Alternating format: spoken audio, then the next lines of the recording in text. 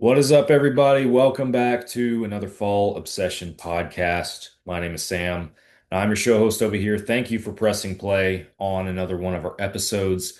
This week, we are beginning what some might call another conservation saga on the podcast. We did this not that long ago, a few months ago, where just had a bunch of episodes kind of fall close together that were conservation related, and this very well seems to be the first one of what could be several coming up within the next few weeks, where we are talking about some issues at hand, some stuff that is currently going on in the United States of America on the conservation battlefield.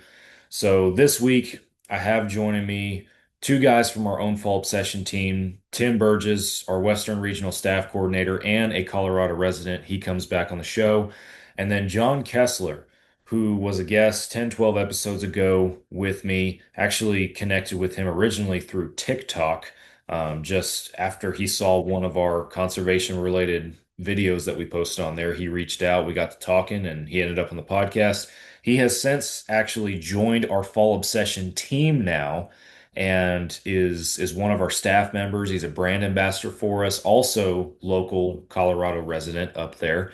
So these two guys get together with me on the show and we talk about some of the current issues at hand in Colorado. Tim takes us into just some updates on the second draw in Colorado and some of the expectations for the 2025 hunting season coming up.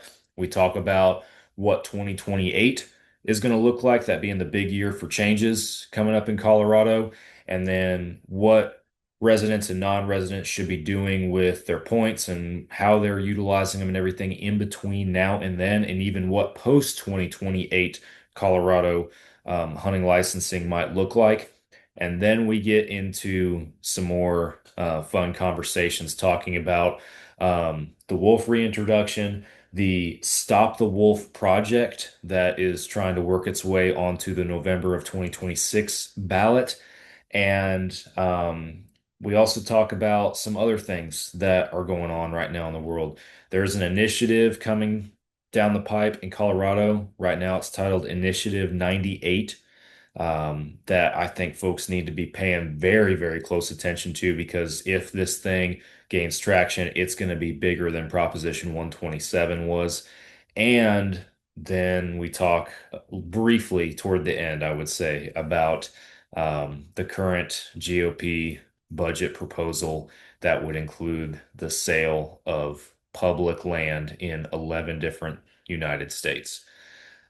A lot to unpack in this podcast, and definitely an episode that every hunter out there should tune into and pay attention to, regardless of if you are a Colorado resident or not, regardless of if you hunt Colorado or not. This is important. So please, I just ask that everybody takes the time to listen to this one and listen to some of these other episodes that we have coming up. Next week is going to be another just absolute hammer of an episode for you guys. I'm excited about it. I can't wait. So this is a great conversation, and I will just say before I get to the housekeeping portion that if you have not yet called your senators to tell them to vote no on the sale of public hunting lands in the United States, you need to. It is vital that at this stage we step up as hunters and take care of business and do this. So, the easiest way to do it, I've done it. It could not be easier. You call this number, it puts you through to the U.S. Capitol switchboard, and then they can just transfer you directly to your senator's office, and you can speak to somebody in the office. You can leave a message. You can do whatever you want. 202-224-3121. Call your senator and tell them to vote no on the sale of public lands. It's important. It needs to happen, and every hunter out there needs to step up. All right, so for the housekeeping, real quick, so that we can get Tim and John in here and get to this conversation. Um, Thank you guys again for listening. If you have not subscribed to the podcast, please do that. We put out episodes every single week on all major podcast platforms, YouTube, Carbon TV. Audio versions drop on Mondays every week. If you like watching the podcast videos and tuning in that way, The video versions of our show hit the YouTube channel on Thursdays. Be sure you guys are subscribed to that YouTube because we have some other hunting shows, other podcasts, our films, gear reviews, all that kind of stuff. It also is on the YouTube. So plenty of awesome stuff for you guys to check out over there. Go to fallobsession.com. That's the website. That's where all of our content filters and streams through. You guys can check it out over there. We also got some apparel that you guys can pick up to support the brand. We got some new designs that are fixing here in the near future to hit our store too. We have some of our own team members working on some new concepts for you guys, and I'm really excited to launch them. It is going to be awesome. Social media, wherever you are active, Fall Obsession is probably there too. Facebook, Instagram, Twitter/X, whatever it is now. TikTok, we are on all the major platforms, so make sure that you guys are following Fall Obsession. And last but not least, Carbon TV. If you haven't heard of it, go check it out. It's like Netflix for hunting, except it's free for you guys. You don't even have to set up an account or give them your information or anything. You can just start streaming hunting shows, podcasts, films, all sorts of different stuff. Hundreds of different productions that are on there for you guys to stream on demand. You will find 4 different Fall Obsession produced shows on that platform. This podcast, our staff-inspired video podcast series called Couch Chats, is on Carbon TV, as well as our 2 different hunting shows, Texas Dirt and Midwest Mindset. Again, guys, it's Carbon TV. Go download the app, pull it up on your computer, put it on your smart TV, and start streaming today. With that, let's get these guys in here. Let's get the conversation going with John and Tim. You guys are listening to another Fall Obsession podcast. Oh, you got her, dude. She's down. Let's go. Dude, I just shot a deer of a lifetime. Freaking smoked him. One with nature, and if you're a believer, one with God. Definitely gets your heart pumping. Boy, you are in trouble. Fall Obsession Podcast. What is up, everybody? Welcome back to another Fall Obsession podcast episode. I'm Sam, recording with a couple of our own team members here at Fall Obsession. Western Regional Coordinator Tim Berges is back with us. Welcome back, Tim. Good to be back. Thanks for having me. Absolutely. We also have a returning guest and now one of our team members, John Kesler, with us. John was with me 10 or 12 episodes ago. Have a unique story, which we hit on in that episode as far as, connecting with you over TikTok, John, and everything, and ended up in a podcast. And now you have since joined our team and are a part of the Fall Obsession brand, and we're happy to have you, man. And yeah, I'm excited to have you back on here. 2 Colorado residents, and that's gonna obviously encompass a lot of our conversation today. So welcome, guys. I'm excited. Thanks. Glad to be here. Well, to kick things off, I want to. We got a lot of stuff to talk about with Colorado specifically. As I just said, you guys are the subject matter experts, the residents over there. I want to start by talking about the Colorado second draw. And Tim, for our listeners that are new to the podcast or might not have caught it earlier in the year, every year you come on and do an episode with us, in February or March, somewhere in there about the yearly draw applications and, kind of some of the changes that happen from year to year in Colorado.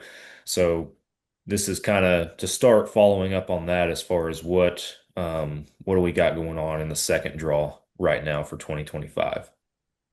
Yeah, so basically it's whatever didn't get picked or people didn't pay for from the first list. Those all carry over to the second draw, and then it's 100% youth preference. So if you have a kid that's 12 or older that has their hunter safety, or they've only have not hunted in Colorado before, they can get a waiver for 1 year. Basically, they get a certificate saying that you'll hunt with them, and they can have a 1 year where they don't have to have that hunter safety. But if that's the case, there's definitely some good options out there for tags that usually wouldn't be available on a second draw, especially on the elk and bear side of things. There's quite a few bear tags this year that made it through that I was surprised about. Basically, draw opened up Thursday, if I remember right, a couple days ago. It'll be open till the 30th at 8 p.m., June 30th, that is. So make sure if you are going to put in, you do it sooner rather than later. Don't pull a Nick Powell. Man, I don't think that dude is going to be able to get away from from No, getting called out on these podcasts when we're talking about Colorado points. no. In the Poor last guy. 3 times, he's sent me a text that he's done it plenty early, so I should probably stop. But I'll probably get one on Tuesday from this one. Yeah. Hey man, quit picking on me. Cool. Well, is there anything else relevant to that from either of you that is interesting or that residents or non-residents should be specifically looking out for or paying close attention to when it comes to that? I don't really think so. I mean, like I said, there's a couple additional bear tags, and then a bunch of the like new non-resident archery elk tags made it through. So if you were like, oh, I'll just do over the counter, and like, of course that went away. But now, like, I think like 60 or 70% of the draw units for non-residents all went through on archery. So you could probably scoop up what you were going to go do anyways if you just look carefully and do that. You still have to have a license and everything. So that's kind of the one downside versus over the counters. You didn't have to have your hunt qualifying license, so your small game and that kind of stuff. So you are still paying your $100 or whatever for that. But I mean, you can get the hunt you want now versus waiting and praying that it's there in a month and a half. So Gotcha. Well, makes sense, man. Well, yeah, I'm glad to recap that and look at that a little bit more real time, as we're moving throughout the year and everything. And I can't remember, sorry if you mentioned it or not, but June 30th, 8 p.m. Mountain Time is the deadline, right? Awesome. yep. Well, good stuff. So some of the more meat of the conversation, everything that I want to transition over to, and this is relevant. I've had, I think, several guests, and I think y'all two included previously on this in some capacity, talking about just the trends right now in Colorado and the direction that some stuff is going, and 2028 being that big year on the horizon, if you will, that folks are kind of watching and paying attention to and everything. So to kind of recap that, start if y'all don't mind. Why is 2028 for listeners that didn't catch previous episodes? Why is 2028 a big year for Colorado? You want to take this one, Tim? Yeah, I can. So 2028 is when the license. So Colorado does a 4-year license cycle. So what I mean by that is every 4 years, the rules like for future licenses change. So they just changed it in 2024, starting in 2028, where units are going to be drawn 50% by points and 50% random. Whereas they've always been 100% by points. And then so if you didn't have, what the number of required points, you didn't get a tag. They're flipping that to kind of be a hybrid. Basically, you just throw your money in there every year and you either get it or you don't, and there's no way to improve your chances. And so a lot of people with, say, 10 to 20 points are dumping points between now and 2028 because it's not going to make a whole lot of difference. Obviously, if you're like 1 or 2 points from the max, you'll probably still end up keeping them and riding this out and trying to get that best unit with max points. But for everybody kind of in the middle, it doesn't really make sense to ride it out, other than unless you're like like if you're like that unit only takes 8 and you have 7, like maybe it would make sense to ride out. But in general, it makes sense to dump either this year, next year, or 27. I think the longer you wait, the more people are dumping. So I gave the advice when we did our podcast this year, dump now because you'll have less people dumping in 25 than there are in 26, and less yet than 27. So I would say if you didn't dump this year, get your checkbook in order to be able to dump it next year and really have a nice, a hunt out of it. Make sure you commit to hunting the whole season, all that kind of stuff. Get it figured out with work a year ahead of time and all that you need to do to be able to use your points wisely, but also have the hunt you're really looking for as best you can, kind of with that in mind. Yeah, that was going to be one thing I was going to touch on and dive into a little bit was, and you kind of mentioned it too, the longer you wait, the more people are going to be dumping points. And that was kind of going to be my question, I guess, my inquiry was, okay, if you wait until 2027 and you have all these points, is that going to skew the chances of getting drawn just because of the number of people that waited until 2027? Just thinking that they would, in their minds, build up as long as possible. And oh, 27 right before 28, let's dump them all right now and get a nice hunt. But everybody and their dog is doing that. So that was, I guess, going to be my question is, do you foresee the chances of being able to get your tag and everything being skewed compared to what they would be otherwise? Yeah, I think so. I mean, one, guys always do everything last minute. We all know that. We're all hunters. We all blow everything Yeah. off to the last minute. Getting your wife on board to drop, especially if you're, East Coast guy or whatever, and you're coming out for your first elk hunt and you've been building for years just to be able to do it. Well, if you're like, hey, well, I don't have the money to to pay for an outfitter. I'm at like 12 points, so I'm in the kind of the dead zone where it's like I could get a slightly better tag than like over the counter or like a either over the counter rifle or like one of these elk tags that'll be leftover kind of things. But you're also not like in the slam dunk range of 25 plus where you're in a really good hunt, either for really big animals or really high percentage odds on success. So I would say, like I said, the big thing for me is if you're going to do it, commit to the whole season. Obviously, archery committing to a month is a massive ask, but if you're going to use your points on archery, you better commit to that month. Any rifle tag, you better commit to that 10 days or 12 days or 8 days or whatever your season is, and be willing to be there the whole time and hunt it hard because that may be your one hunt. And then the next time you may get that hunt might be 20 years later instead of 6 years later or 10 years later. I know, like, I'm in the pronghorns where my biggest point pile is. I think I'm at 9 right now, and I really want to hunt 3 and 301. I'll spot check it because I don't care.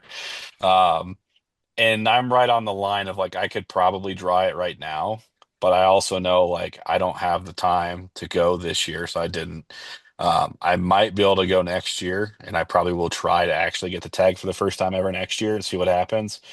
Um, but that's like that's where the one where I'm not gonna be dumping is pronghorn.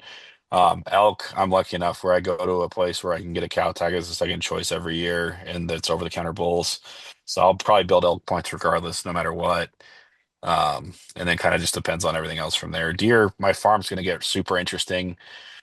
Personally, I'm really interested to see how they do this with landowner tags because that's going to be absolutely crazy.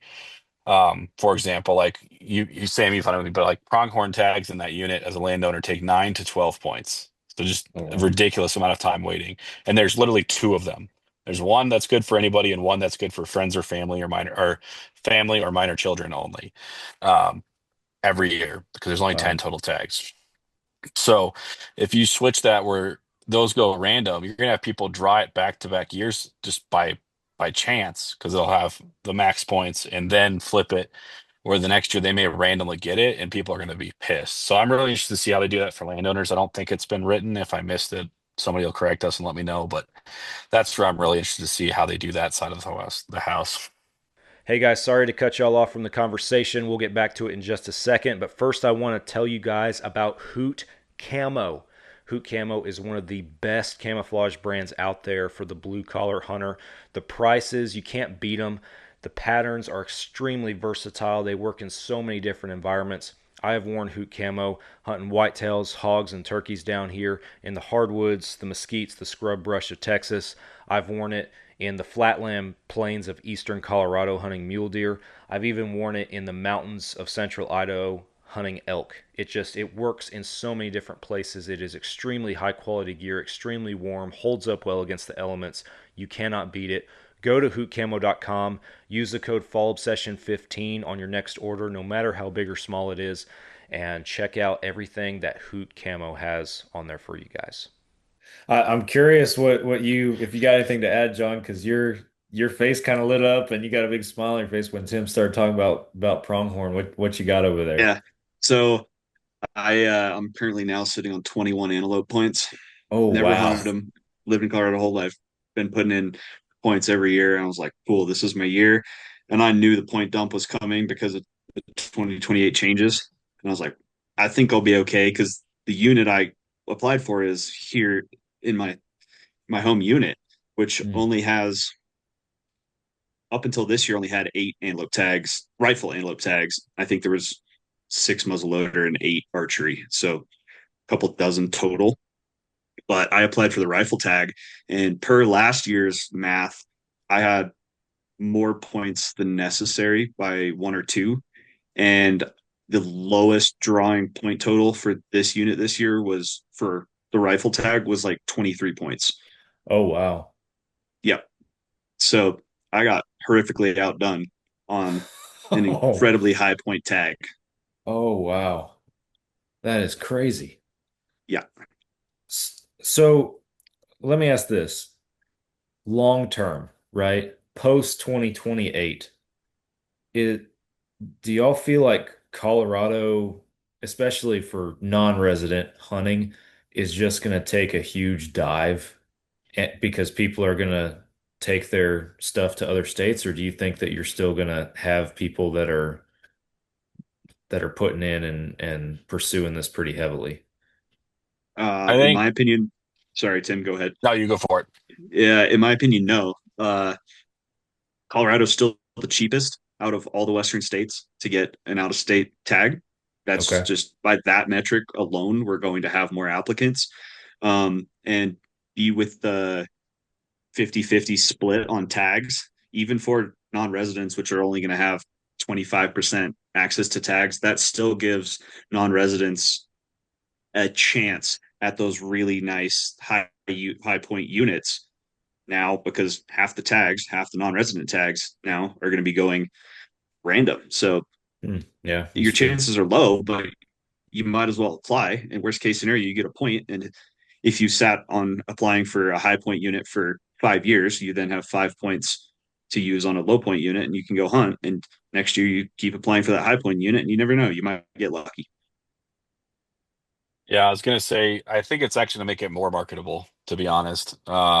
Like you said, low cost, but also, so like let's say you draw, I'm gonna spot, but everybody knows unit two for elk is the unit.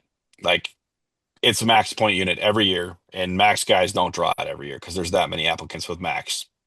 If you drew, so by the math, you'd have a like 12% chance. I think there's 10 tags. So we'll say 1 or 2 tags as a non-resident. So we'll say one of those goes by random every year. You could draw that as 0 points on the first year. I would put in for that as a non-resident every single year. And if you randomly got that, that'd be the best like best present ever. Hmm. It's the same thing like like the comparison that I would make is New Mexico's, if you were to go hunt oryx or gemsbuck, whatever you want to call them, on the Sands Missile Range, it's like a 1 in a million chance to get that tag. But it's like almost guaranteed you're going to shoot a really, really, really nice oryx every time. Um, but it's totally random. So there's not like you just because you drew it last year doesn't mean like it's once in a lifetime if you get the true one, but there's a broken horn that you can draw every year. There's guys that'll draw the broken horn 3 years out of 5 years. Oh, wow. So I think it's going to make Cardo more marketable in a lot of ways. I think it's gonna piss off probably like the say 15% of people who've been putting in for 30 years and now aren't going to get those tags. But for the average guy, say 25 and under or 30 and under, who might have a total of 10 points, like if they've been smart and been paying the money and whatever, for them it's great because you have a chance now, especially if it's your buddies are going to go for the first time. You're never going to draw as a group. That's the one thing I will say. Like never again put it as a group. It's always Yeah. screwed everybody I know who's done it to start with, but it will never work again. No matter if all of you have max points Hmm. for like a unit that's like way below, it's not going to make any sense to ever put in for as a group ever again. Um, but if you were, if 3 of you put in and 2 of you get it, especially if like you're not even close on the points, like that would be a game changer. Good to know. Y'all are so this just rolls off y'all's tongue, and I'm over here in Texas, just like my brain, my brain is just spinning like trying to keep up over here. So sorry, I'm trying to compute. I don't have the bandwidth sometimes. I'm grateful for guys like y'all that have that live and breathe this stuff and know it very well. So, but Yeah, we don't have MLDs to worry about, so yeah, there you that's your guys' hard stuff. go. Yeah, we every state has their own set of problems, man. We got ours. Yeah, It can be easy, it can be hard, it can be dumb all at the same time. So for sure. so what else about 2028 or the three seasons coming up leading into that is pertinent, relevant stuff that we really need to keep in mind, or John, you as well. You're a hunting and fishing guide in Colorado also. So if you have any unique thoughts or opinions or advice for anybody on this situation too, regarding what they should be keeping an eye out for. Think for anybody, and well, I just got a started a new job, so I'm going to be doing a little less guiding. But I know the outfitter I was guiding for, I believe he lost a bunch of clients this year because of this essentially overnight point creep. So if you were told by your outfitter that you should draw next year, uh, take that with a grain of salt because it changed a lot. Like we said, I think everybody started that dump this year for sure. And what should have, would have been a 2, 3, 4 point tag for a non-resident is probably now 5 or 6, at least for the next couple of years. Don't quote me on that, but I know it shifted the balance, and he lost a lot of first rifle hunters this year for sure. Hmm. Um, on the other hand, if you got lucky and drew the tag, talk to outfitters in the unit because the guys they were planning to have may not be there. So Yeah. there could be a bunch of open slots. Oh, that's a good point Yeah, for and kind of sure. on that too. Landowner tags are going to be, I think they're going to be more available than they have been in the past because guys are usually like, well, I'll pick one up after I already have, like, they'll pick up their landowner deer tag after they draw their elk tags that they have land access. Is what a lot of guys do, where their outfitter will have some. I know, like, especially out east, like, there's way more available right now than I've seen in a lot of years. They're going to be more costly, I think. I know my unit, the price went up a lot. Sam, your tag is $8,500 going right now for that unit. Are you Um, serious? yeah, that's going rate Oh with my 160 gosh. acre access is Oh my. 8,500 for that tag. Well, you're making So me feel like a king over here now, man. Golly. yeah, it's nuts what's happened with mule deer archery tags. And mule deer rifle tags have always been nuts, but I mean they're over 12.5 now or better for in late seasons, even more than that. But Holy cow. it's crazy what's going on out there with those tags.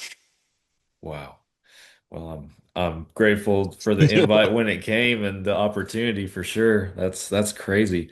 And kind of on that note too, before we head into some other larger topics, I know on the notes and kind of some of the stuff that you guys sent me prepping for this podcast was, just season expectations for 2025. And specifically, Tim, in your notes, you talked about and it of course just went off of my screen as I Yeah, start mentioning I it. mentioned two But things. Well, Northwest Colorado, so yeah, like 301, 2, all those units that everybody loves, tons of elk, are finally rebounding.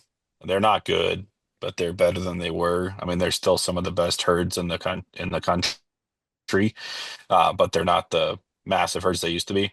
So those are finally on the uptick. I also think I know points creep up there crazy. Like I said, my pronghorn dream up there is probably crushed, at least until 29 or 30, till things settle out. But mm, um, it's for elk and stuff, like should be able to draw with 1 or 2 points versus like 0 or 1, for cows, second and third. But the herds are finally rebounding. Deer is still up there is rough, but you'll still get some small bucks, but nothing massive like there used to be. As for out east, the whitetails have really kind of not overpopulated, but they're starting to push out mule deer and make a lot of dents. Anywhere east of, say, Fort Morgan. Um, so it's just a huge difference there. We're getting a lot more whitetails, and they kind of push the mule deer out and mess things up there. you have any more whitetails up at your farm? We're seeing more. We got some well, not trail pictures from my uncle of them in our draw just a week ago. So we're seeing a few more. Getting some really terrible antler growth, but we'll see. It's not been, it's been dry and then it got wet, so we'll see. It's been wet for a couple days. or like about 2 weeks. But so we'll see. Of course, with no minerals or anything like that, that really hurts antler growth. And I mean, they have all the food in the world, so that's never been a problem. But it's water and the lack of salt and that kind of stuff. So if they fall the river and come back and forth, then they'll be okay. But if they, which the whitetails usually do, where the mule deer don't, so that's why they're kind of also overperforming, is they're getting the better nutrients and everything. I don't know if you're ever going to see antler growth like that one you killed out there that one year, man. That dude was insane. Have you Yeah, seen this palmated. deer, John? Has he shown you the picture of this No, I deer? haven't seen pictures of that deer.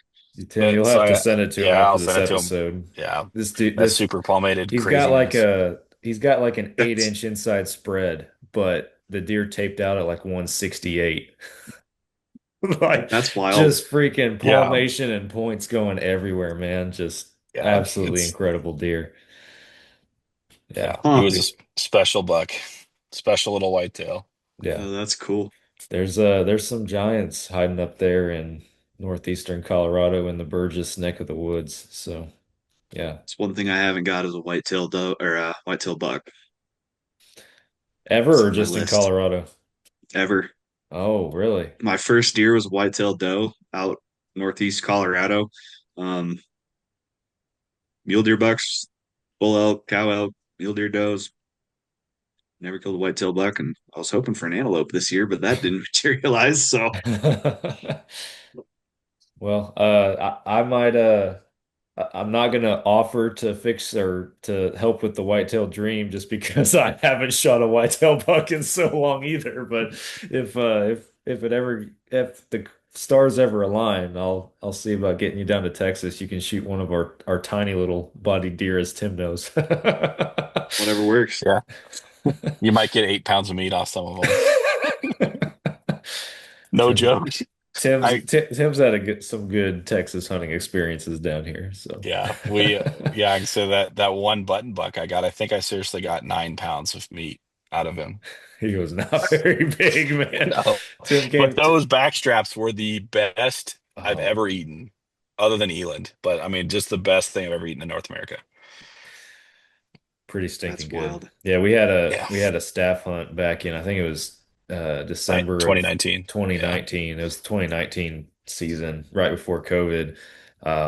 Yeah, and Tim and a bunch of guys came down. We had a private landowner down here in Texas reach out that had like 6,000 acres, like just oil field guy. Him and his business partner owned all this land, and they just took like their clients and their family out there hunting, and only shooting a handful of deer a year on that much land. They were overrun with deer, so they're like, "Hey, if y'all can come out and just shoot does and cull bucks, we bring your guys out. You can use the camp house, or it was more like a lodge, kind of small lodge, but Mhm. we're like say less. So we put together a little gig out there. It was a pretty good weekend out there. I think we killed like 30 something deer in less than 3 days Oh, between the group of Yeah, us. it's that was a 30, busy 30, skinning shed. Oh, yeah, you did 33. Hey folks, if you guys are in the North Texas area like I am, then you need to go to Bear River Archery and Pro Shop in Van Alstyne, Texas. Justin and the guys up there have an incredible operation set up. They will take great care of you and all of your archery needs. They are the official bow shop in North Texas, a Fall Obsession. I love going there, and I'm picky. If you guys know me, I am very selective on who I let work on my bow. I will let Justin work on my bow. They do great stuff. Check out Bear River Archery and let them know that Fall Obsession sent you. Yeah. you had to when you came back to camp, you had to wait in line at the skinning Wait pole, and for the your skinning turn at pole the. held 4 deer. Was this all Yeah. archery, or were the guys using Oh, everything and anything? It was whatever yeah. you wanted. You could blow them it- up if yeah. you wanted to. It was, yeah. I mean, I was shooting a 7 mag at 70 yards on deer, and like, what was crazy was how little they bled. So you would hit like, I'm not. We lost some. I'll say that much, but because they Yeah, just there's didn't a bleed. Like, couple I that got mean, away. I know like Drew was using like a 20 gauge with slugs at like, and he was like shooting from the archery blind at 20 yards, and his deer were hard to track, and he's putting holes with a 20 gauge at 20 yards in them. I I Um, I shot that 3 does with my bow that weekend. One of them just dropped right there. And I got them all on camera, on film. One just dropped right there.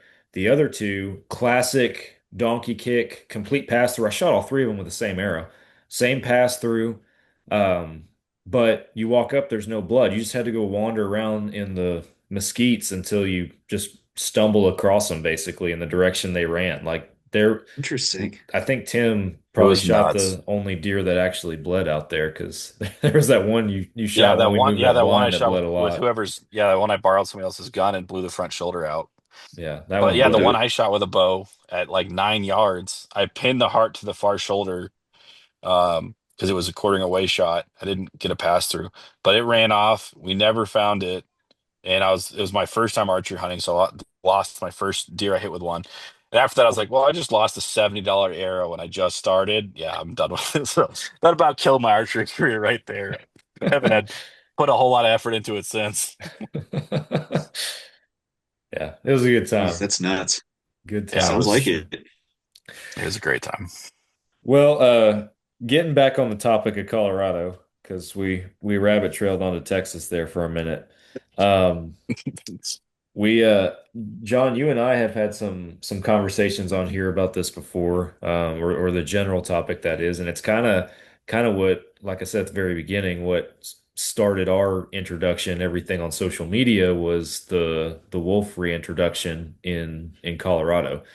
And specifically bringing up for the sake of this episode, the Stop the Wolf project and its quest to get onto the November of 2026 ballot.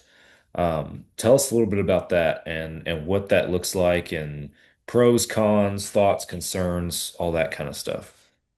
Yeah, so the current version is it's called Initiative 13, and they're gathering signatures now. And it is the most basic version of there were several that were put out that had different levels of stuff. This one is like the most basic, and it says ends wolf reintroduction on December 31st of 2026, if I have my facts right. And that just means as of that date, they cannot import wolves into the state from anywhere. British Columbia, Yeah. Oregon, whatever. It's done. So whatever wolves are in the state are in the state. They have to rely on natural reproduction at that point. Okay.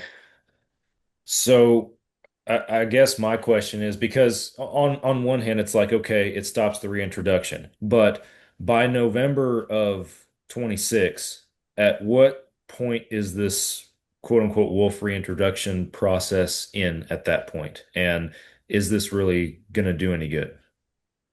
Um, well, so initially I was skeptical, and when we last talked, I wasn't a big fan of it because I felt like the resources and time and effort could have been better placed.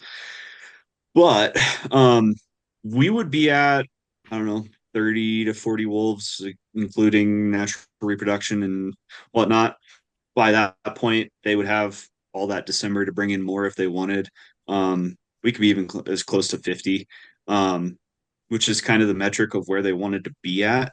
Um, but we've also taken some pretty serious casualties in the wolf department. I think we've had, man, I looked this up this morning and I can't remember. Five, Was Five. it five five? so I thought we far. were over up to seven.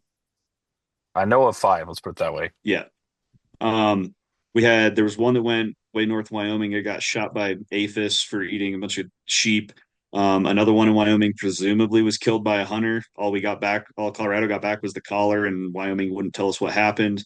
One died in Rocky Mountain National Park. One got killed by a mountain lion last year. Another one died somewhere in northwest Colorado up by Meeker, I believe. And then just 2 weeks ago, CPW killed one of the Copper Creek Oh, that's right. pack juveniles after it met the metric of chronic depredation, which theirs was, I think, three confirmed events within 30 days. And Oh it wow. happened Memorial Day weekend. It killed the, they're not sure it was that exact wolf, but it was that pack.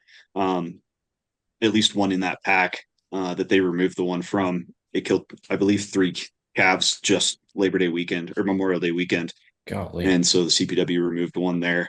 Um, so it's also pushing the metric of where they have to reevaluate the whole program because there are enough losses between the one migrating to Wyoming and getting shot, the one that's just naturally dying for whatever reason, which we don't have any of those autopsies or necropsies back. So I'll be interested to see if that's they get mixed up with a mountain lion or they got hit by a car and wandered off or what it is, because that would tell a lot. And if starvation happens to be one of those metrics that shows up, then I really think they need to reevaluate the whole thing. So, Yeah. yeah, it's an interesting point in the whole process. Hmm. Yeah, So I go think ahead. from a legal perspective, it's the only way getting it on the ballot and having it voted is the only way to actually stop it. Hmm. Because the way the current ballot initiative that passed was written, they will continue to reintroduce to get to population levels, no matter the cost. They estimated the cost at like 300,000 for per year. It's like not over been over 900,000 every year, Oh wow. in taxpayer dollars, and they're denying rancher claims left and right and just basically blowing them off. And it's way above that. They just don't have budget for it. And so, Yeah, from a lot of perspective, it's like this is the only legal way to challenge it. So you have to do it because you can't sue, you can't everything. This is the only way to beat it is take another ballot initiative. I like that they went very simple and said this is the only thing they're trying to shove into it, because if they had done more, it's way less likely to pass. I think it probably will pass if it makes the ballot, just because a lot of people feel like that I know from, especially like at work and stuff, that are very voted for it and now have been like, wow, this really did cost us a lot of money and caused a lot of problems. And they're like, they had no idea all the issues it would cause. And so I think from even like somebody who's just like willing to understand what's happening is realizing it's a bad thing. So I think it will pass if it were to get make when it makes the ballot. I think it will make the ballot. But I don't think it's going to be like massive. Like it's, I think if it does, they'll bring in a bunch of wolves in December. Like we've talked about, they'll have about 6 weeks afterwards to be able to do what they want to do.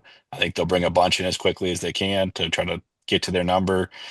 And then it's going to be, they're still federally protected as an endangered species. So you better be really on top of knowing it's a coyote or or a wolf, Hmm. for a while, because that's going to be a hot button issue. And that's one thing I think a lot of people haven't really been that on top of. And we haven't had any accidentals that I know of, but once there's a big push, especially at the end, things are going to get weird. Yeah. Well, and that's interesting too on the ballot and just thinking out loud with that because you're talking about how it'll probably pass and I mean yeah just from the naive voter that just simply understands that there was a wolf reintroduction and now that there are wolves again, oh well now we're gonna stop bringing more wolves because we have wolves, right? That just something as simple as that for the naive voter, right, is a vote in favor of it. And then to your point, I think you'll have people that have been maybe paying a little bit of attention since then. I also think that the attention that Proposition 127 drew, and the level of advocacy that came with that one for something that had nothing to do with wolves, it was mountain lions, but it brought the whole wolf situation kind of back under the spotlight, I think, to the point where people kind of looked at that and like, oh yeah, that did happen. Oh, that's actually a bad thing. Oh, hold on, let me look at that. I think that people might have started educating themselves a little bit more on what had already occurred with that when they were looking at the pros and cons of 127. So, yeah, Yeah, 100%. and I it think barely it's passed to start with. yeah, Sorry, I think it was like 50.4 to 49.6 that it passed. So it passed by like 100,000 votes. yeah. So you can swing that much by just the who votes this time. So Hmm. I think, like I said, I think it'll pass. I think it'll make the ballot. It's just a matter of getting it to that point, being committed to it, and helping it out where it can. Yeah. yeah. So, so what would, in y'all's mind, as Colorado residents, as guys who are very, very tuned in and conservation minded and avid outdoorsmen in that state, um, if the wolf reintroduction is halted, what would be the next steps after that in your mind Colorado would need to take to continue to trend in the right direction with this situation? What I It's would a tough love, one. but it's not going to happen, is a constitutional amendment to protect the right to hunt and fish. It's not going to happen. It's a pipe dream. Let's be real. Colorado will not vote that in. Um, there's a the flip to that is going to try to be on the ballot at the same time. I know it's our next topic, so I'm not going to dig into it too much, but basically the opposite is also trying to happen. So Hmm. I think that would be the pipe dream. Do I think it's realistic? Is no. I think keeping the wildlife control in CPW's hands is huge. I think that needs to continue to be that way. I think people need to speak out against appointee commissioners and be more vocal there. We're getting a lot of potential commissioners that are going to be garbage, and not sportsmen. So that's where, we need to keep the laws the way they are. And that could all change. That's all going to be up on the future ballots, I'm sure, or in the state house. But you got to be vocal on these issues and speak out and put your money where your mouth is and get some things done. Yeah. Far as wolves go, in my opinion, I think the two best things that can happen would be the federal delisting. Um, that'll go a long way. I mean, we're not anywhere ever going to be close to hunting wolves in Colorado, but I think that will help immensely in any potentiality for that to happen. And I think, I don't know, there's got to be some change to this just legislative nonsense because there's a lot of things like wolves in the Northern Rockies, grizzlies, all that.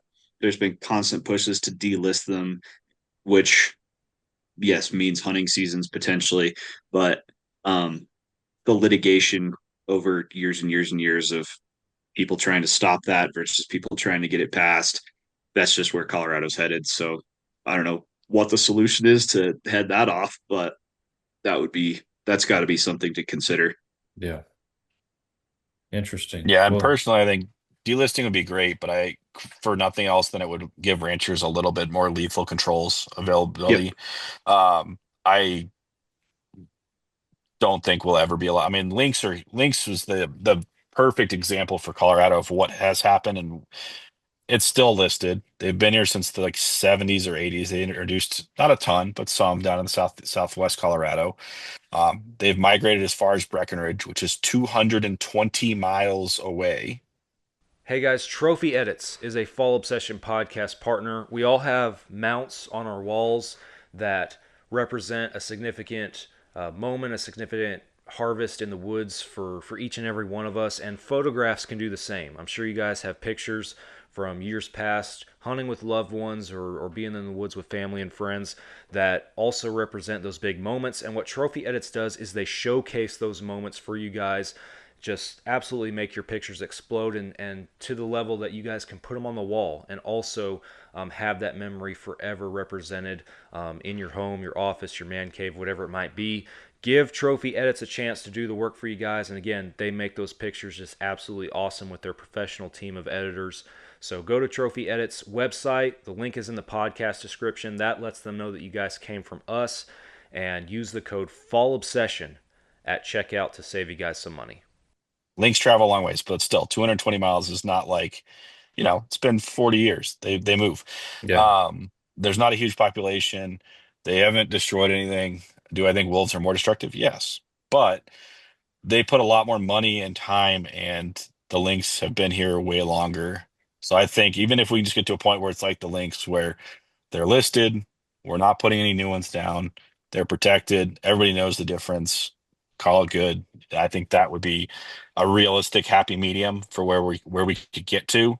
I think a hunting season's a pipe dream. I think anything beyond that is just unrealistic in Colorado. Hmm. 100%. Well, good insight for sure. I was curious, just again, kind of thinking a little futuristically there, but definitely paying attention as the years continue to roll on. So you alluded to it a little bit, Tim, as far as some other topics that are coming up, but the next one that wanted to mention, or that you guys also want to discuss, and we might not dive too deep into it because as we talked in the pregame, some stuff still has to form, but Initiative 98, what's that? Go for it, John. That is, oh, hang on, that's the wrong document. All right. Initiative 98 is the Wildlife and Ecosystem Conservation Commission. which, sounds rather benign. But if you start digging into it, um, like my two biggest issues with it are it provides a alternate agency or a replacement agency for the CPW potentially. Mhm. It specifically states that should the CPW or other management agency become defunct or defunded, they can step in. And the other one is it has the ability to designate state endangered species. So with bugger all oversight, essentially, um, Mm. they can just be like, no, that's a state endangered species at whim. Um, as far as I can tell, there's a whole bunch of other stuff involving private land and uh, their powers and responsibilities and how they form their commission and stuff that's not ideal. But again, this is stuff for another podcast. But it has potential to completely derail Colorado's current and longstanding effective wildlife management agency and how the agency functions. So Yeah. just leave it at that. Yeah. It's basically designed to replace CPW with people who are appointed by the governor, which realistically our governor will always lean a certain way. Our Hmm. current governor, his husband is one of the biggest animal rights advocates in the world. They donate millions and millions of dollars every year personally to animal rights charities. They host animal rights events at the governor's mansion regularly. So if this happens, hunting will not be a thing in Colorado in 10 years. That's I will say that out loud. I in I would and I agree with mean that it. assessment entirely. 10, wow. 10 years, it will not be hunting in Colorado. There may be Wow. limited, here and there, maybe birds or something, but in general, there will not be hunting in Colorado in 10 years. That's a crazy thought right there. Bold statement, but That's a bold It's statement, but that's I will crazy. say it, and I know we're live and people are going to mock me, but this thing is that bad. Yeah. I would Um, agree. It's terrible. It has so much bad potential for hunters, anglers, consumptive wildlife users in the North American model of wildlife conservation. It's it's terrible. when I first read it, I was like, well, they're just going to replace the consumptive user with the non-consumptive, which is basically then you get into, well, what's their priority then? It's no longer hunting and fishing. And well, we probably still have fishing, yes. I mean, do I think they'll be limited? Yeah. Are we going to be extremely way worse than it is now? Catch and release probably only or very limited take for actual like bringing home to eat fish. It's going to be a nightmare. It's they're going to treat it like a national park. We're going to have insane overgrowth of one species and then downturn of another, and all kinds of craziness is just going to happen. Wow. So this initiative, it's still relatively in the origin phases, and everything is my limited understanding in the 2 seconds that I've been able to really dive in personally with it. Um, what kind of potential does it have to gain traction, y'all think?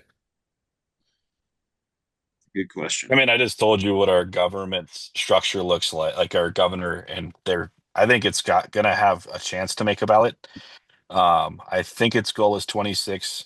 If the Stop the Wolf makes the ballot, I don't think it makes the ballot. If Stop the Wolf doesn't make the ballot, I think it will make the ballot. Um, I think a lot of people aren't going to understand what it says because it's written in governmentese to the max. And so I could see it passing, but I also know like if it gets there, I mean, Army F and everybody else, there it's going to be $1 billion spent in propaganda, I hope, in Colorado. And I mean a billion with a B by pro hunting groups. SCI better be dropping 100,000, several million. Dallas Safari Club, I'm looking at all the big dogs. Like if this goes on the ballot, this is $1 billion issue for Colorado, for parks, for the future of hunting and fishing in this country, not just in Colorado. This is $1 billion issue. Yeah, the Wow. precedent that 127 would have set just in Colorado and not, I mean, and nationwide was astronomically bad. This makes that look like a drop in the bucket. Wow.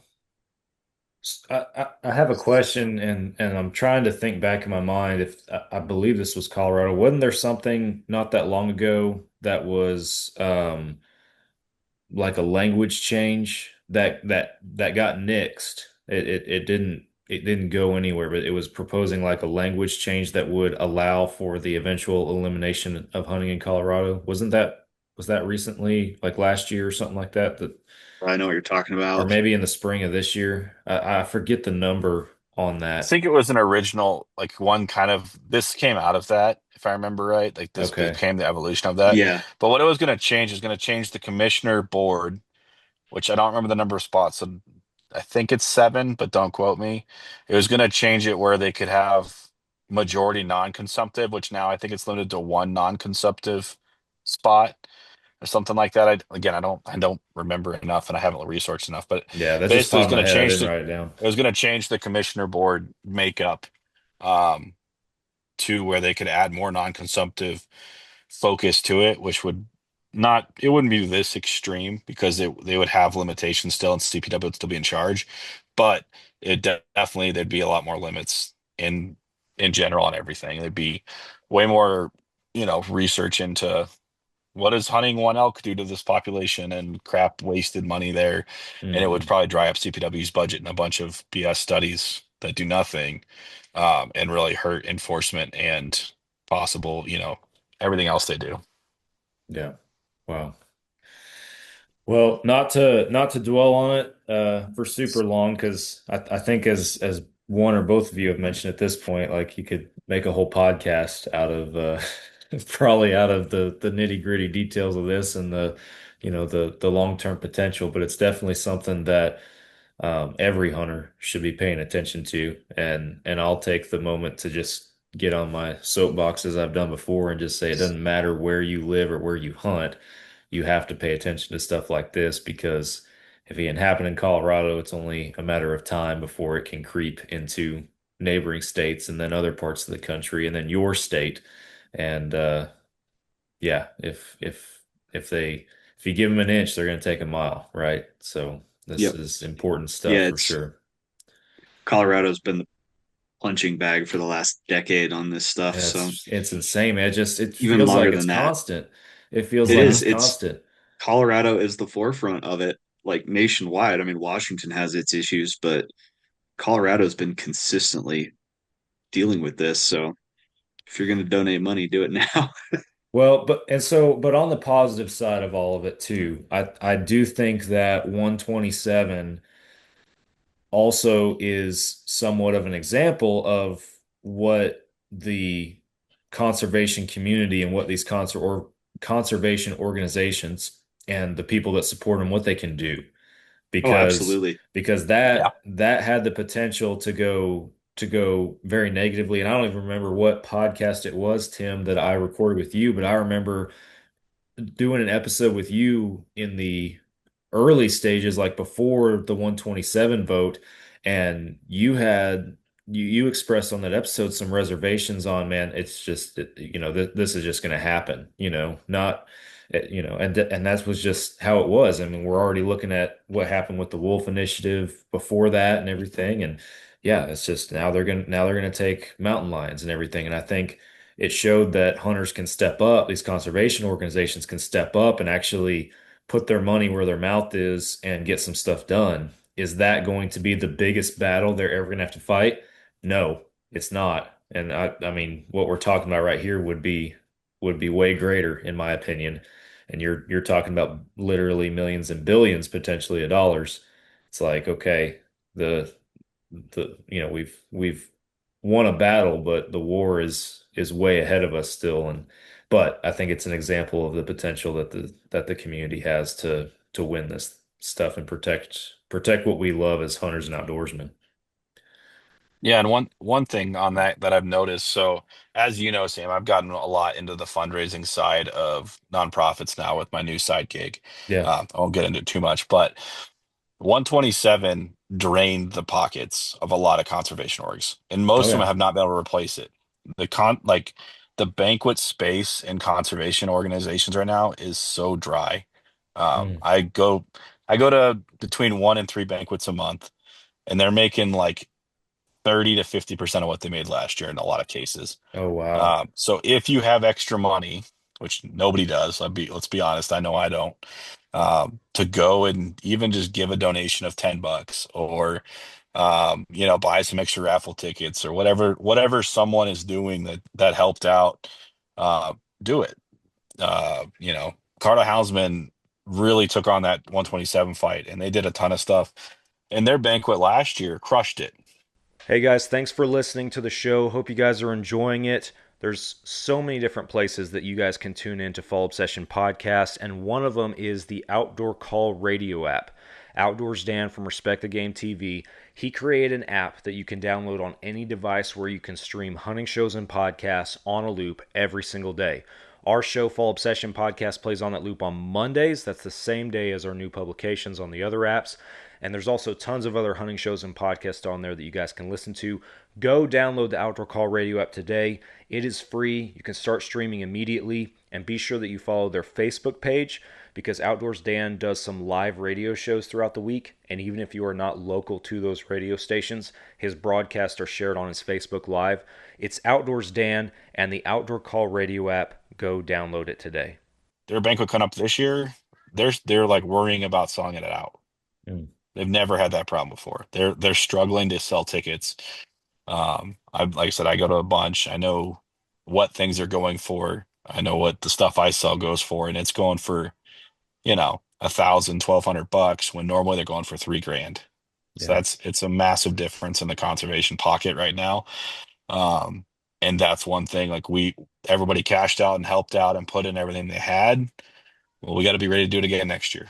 So if you don't have the funds now, find a way to need more tax write-offs next year and donate.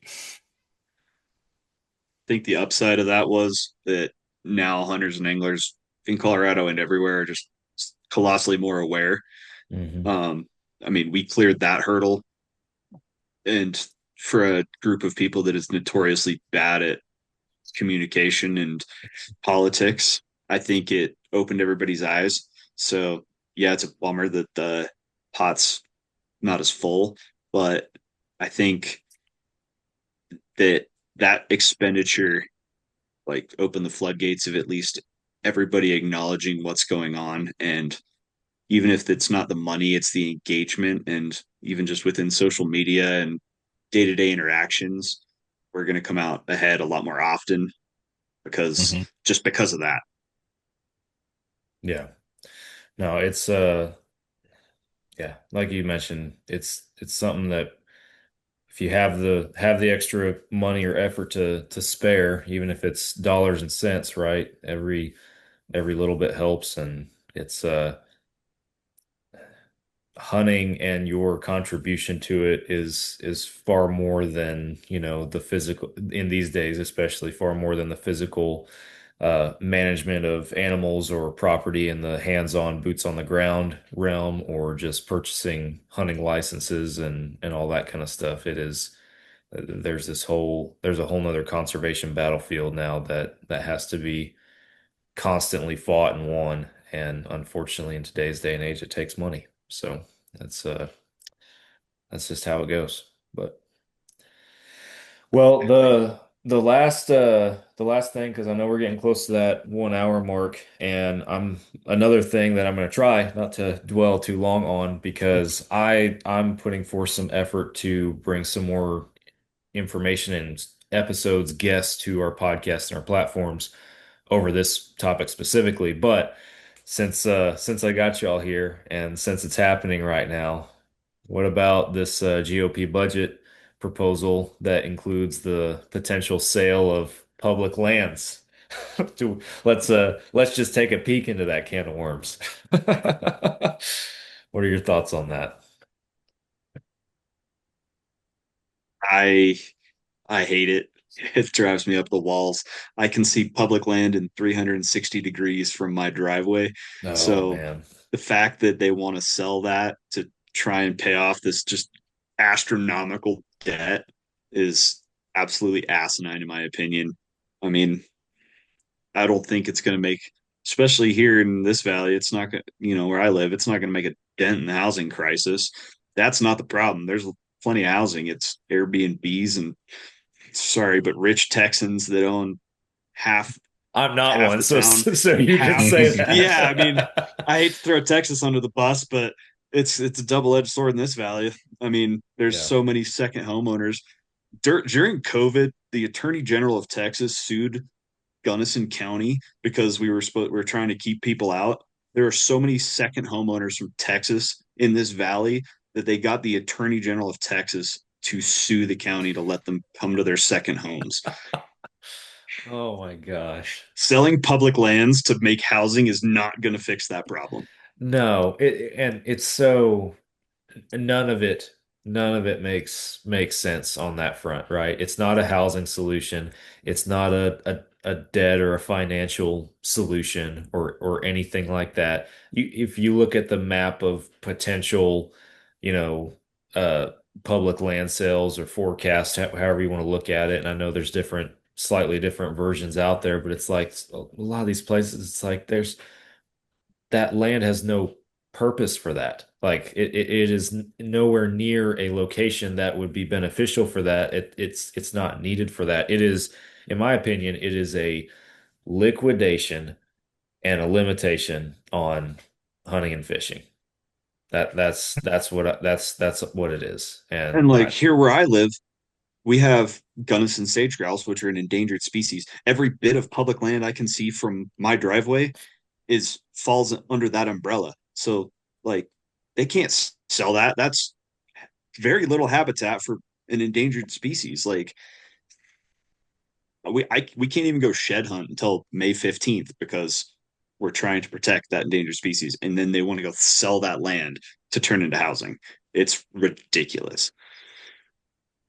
no, I'm Yeah, I mean I'm right there with you guys. I have a couple perspectives on this, and I won't get into some of them because they have to do with other stuff. But it's definitely one of those things where every time it comes up, it's the same three guys.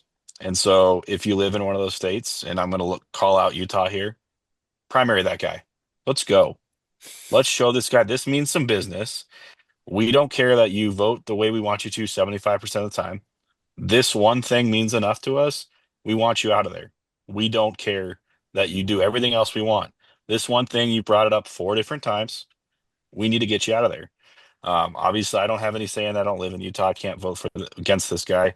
I know both of my senators here are going to vote against it, Yeah. regardless of what the bill Colorado. says. Yeah, Yeah, Colorado senators are great in that well, respect. in public land, they're amazing, but they're going to Yeah. vote against this bill regardless of what it says. No matter what changes in it, they will vote against it.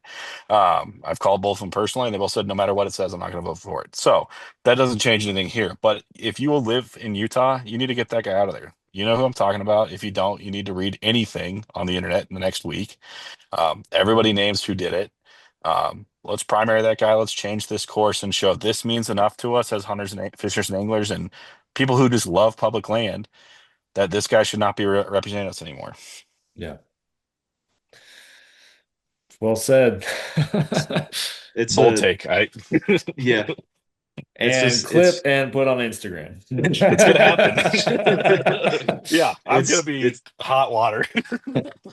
it's just hilarious because like here in where I live, I mean, you've got all aspects. You've got hunters, you got anglers, you got mountain bikers, hikers, campers, and like there's a little bit of friction between the mountain bikers and the hunters and stuff. Like they want to add more trails, and we don't want more trails in our wintering grounds where the elk are. But we are in solid lockstep on this one. Like we can forget about the fact that we were at each other's throats over some trails a couple years ago. This does not fly Yeah. for us, for the outdoor community as a whole, beyond hunters and anglers, beyond consumptive users. Like it's fascinating that, it can go from us disagreeing on something to an issue like this, bringing people together, and the hill that all outdoorsmen will die on is public lands in public hands. Yeah. No, it is a hill to die on for sure. I feel that way at least. So I've called and left messages and called again and yeah, done the whole deal with my senators and everything and expressed my feelings on the matter. I encourage anybody else to do the same because this is I mean, man, we got to flood those offices with our opinions on this kind of stuff. You hunters for a long time, I feel like we just kind of coast and sit by and just are content to not stir the pot. Well, it's time to stir and get a big spoon, in my opinion, Yeah. because this is unacceptable and ridiculous. So If we don't stir the pot, the pot's going to stir us and we ain't going to like it. yeah, no, 100%. Well, I won't dwell on the public land issue any longer or dive any deeper. Just like I said, I got I got some episodes on the docket for coming up here on the podcast that are going to address that specifically, and I believe as long as the schedule doesn't change for our listeners, next week is one that you guys are going to want to tune into because that's going to be the first one in that saga, or maybe this one's kind of the first one in the saga. I don't know. So we've been pretty conservation minded in this conversation, but. Guys, y'all got anything else for the greater good or anything that y'all want to share with our audience before we wrap it up? Nah, it's going to be a dry year out here. Focus on water. Yeah, I was gonna say that definitely one thing that I always harp on with you, Sam, is definitely practice. You need to shoot your bow more and shoot your gun more. Um, 5 rounds at the range to check your zero is not enough. You need to drop 2 boxes a season at least, in season prep. So Yeah. get on it, shoot some rounds, find a I better ammo if started you don't. I started shooting my bow again because I got the bear tag and there's a spot that I could potentially hunt that's archery only. I broke my recurve after a week. One of the limbs just snapped and I was about to shot myself in the Oh, face. And then I've broken 3 rests on my compound in the last like week and a half. So I'm three like, all rests, right, dude. Oh my gosh. maybe I'm not gonna do a archery bear hunt. Golly, what kind of rest do you use? We're not It's a sponsored by any rest, so I can ask dude, that it's an question. old it's like the Gen 1 ripcord, the little Okay. with the Y. I Yeah. snapped this one off, rebuilt it, then I snapped this one off, and now the whole thing's just like there's Janky. enough epoxy and pieces of pop can in it that yeah, I just ordered a new one. Yeah. So, You get to a point where you got to do that. Yeah. I but Yeah, Tim definitely helped educate me on rifles. Just like you mentioned, staying proficient with it and taking some time on the range more than just making sure you're zeroed. Because, uh, yeah, I mean, I've been archery only for more than a decade, so I don't normally whip out a rifle, and I can't say that I spend a lot of time on a gun range. I don't really need to with my convictions, I guess you'd say, but. I've had multiple people since we did that episode come up to me, be like, "Man, I never." Of course, they hunt Texas, and the longest shot's 100 yards, right? But they're like, "Oh, I never really thought about that, or I should probably spend some more time on my gun." I was like, "Yeah, man. I mean, it's an excuse. Go shoot your gun. Go shoot your gun." So, one thing that I've noticed over the last years of guiding is, and not to throw whitetail hunters under the bus, but uh, is target acquisition time. Like a lot of whitetail hunters, you're in a blind, you're in a tree stand, that deer's walking out, you got strictly speaking, comparatively miles of time to get that, get your heart rate down, get that time lined up. Elk are a whole different animal. If you got hmm 10 seconds, that's a eternity to take that shot and make it happen. So practice that target acquisition, turn around, spin around, take that shot, you know, Get those change sticks things ready up. and going. Yep. Oh Shoot yeah, from different positions, go from prone to kneeling to on the sticks, leaning on a tree, hanging upside down, whatever you got to do to make that practice happen. absolutely. No, I couldn't agree more. From the archery standpoint, I mean, I'm guilty of that. I'm that Texas guy, right? That has normally plenty of time, and I definitely in Idaho last year when I was full draw on an elk and couldn't really get a good shot off that I felt comfortable with. It was like those those seconds or a minute, whatever it was, that I actually was like trying to get ranged and ready to go was like Yeah. I was my brain was just freaking mush, man. I was all over. I was like, this is a lot of Yeah. work. Yeah. You'll kind of short circuit when there's elk screaming and running around and you're like, oh, I did not so have time to get like excited and shaking and stuff. My brain was just between the rangefinder and my sight and trying to figure out where I was going to try to shoot him at. I had too much to think about. So Yeah, Yeah, it's a practice lot. makes Practice Yeah, a perfect. for little sure. little different than crawling through the bushes. Hey, like I will say, like that one, I will wear that as one of my prouder moments for sure. I got a little bit lucky for sure, but to have that deer at exactly the right range, and when he stood up, like my pin's already right there. That was that worked out. It worked out my favor. That's cool. Yeah, that was a good feeling for sure. I was excited about that one. Well, guys, thank y'all for your time this evening. I appreciate it. It's a good podcast. I hope people get something out of it, and I hope that it tunes them in if they're not already to some stuff that's going on, some stuff they should be paying attention to. And I don't doubt it will. This won't be the last time that we'll probably the three of us be on here talking about something along these lines. So plenty of stuff to pay attention to coming up. So thank y'all. Thank you. Well, for our listeners, appreciate y'all tuning in. With that, we're going to wrap it up for this one, and I'll catch you guys next week for another Fall Obsession podcast. See you then.